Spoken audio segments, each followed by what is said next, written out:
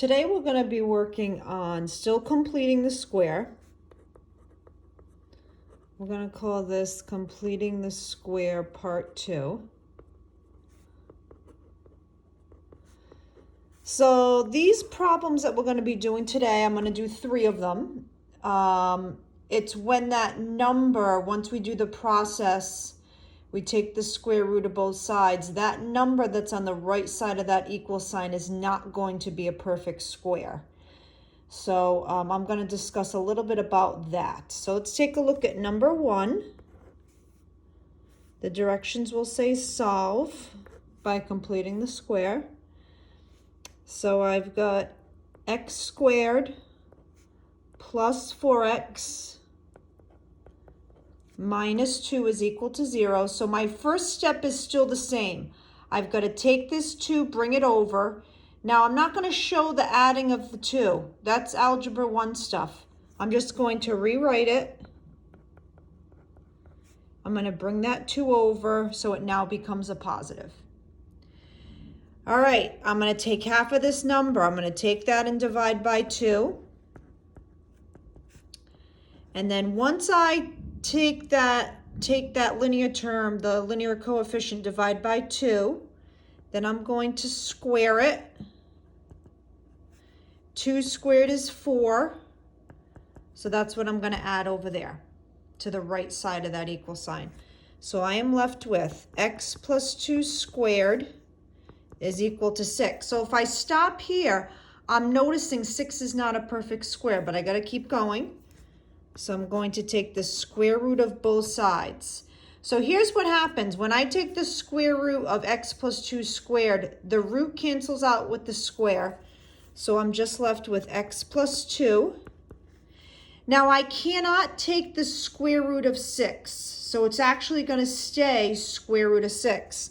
But I'm going to put plus or minus in front of it, because it's either positive square root of 6 or the negative square root of 6. All right, we're not done yet. So my last step is I'm going to bring over that 2. So I've got x is equal to negative 2 plus or minus the square root of 6. Now you can break this up if you want. You can write x is equal to negative 2 plus the square root of 6 or negative 2 minus the square root of 6. I mean, it's really up to you. I'll write it, but I could have this. These are really my 2 answers. I'm going to write this as a compound expression. So negative 2 plus or minus the square root of 6. Or you can write it like this. You can separate it. Either is correct. I think I'm going to box this out as my answer, but you can write it like that. So the key point from this is, I probably should have said, if it's not a perfect square, I should be looking to see if I can break this down. Well, I can't break down 6. I can, it's 2 and 3. I can't group anything together, so it's just going to stay square root of 6. All right, that kind of leads us into number 2. So for number 2, I've got x squared minus 1 is equal to negative 14w. So this setup is a little bit different.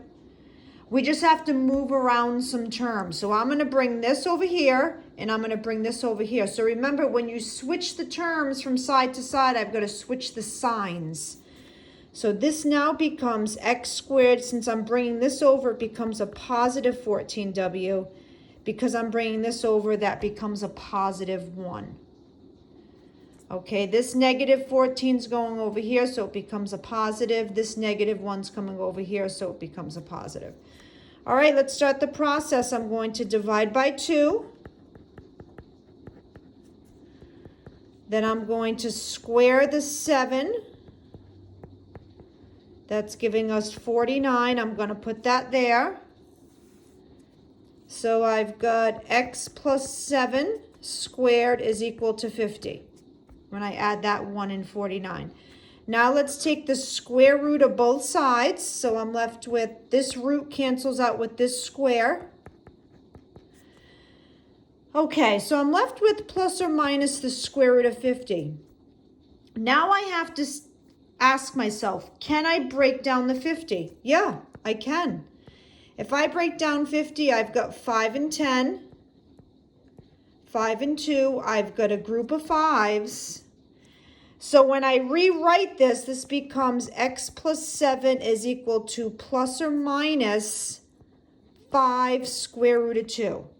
So for these problems, once I know that this is not a perfect square, the next thought should be, can I break it down and group anything and take it out? Which I can. I can group the 2 5s together, that comes out, and this 2 stays. But I'm not done yet. I still need to bring over that 7. So I've got x is equal to negative 7 plus or minus 5 square root of 2. And then keep in mind, I could write this negative 7 plus 5 square root of 2 or negative 7 minus 5 square root of 2. Either one's correct.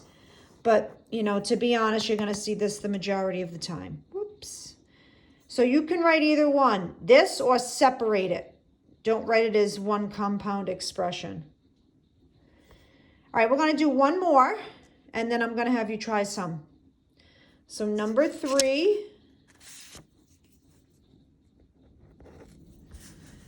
Number 3, I've got x minus 6x is equal to negative 80. So for this one, it's already in the form that I want it to be.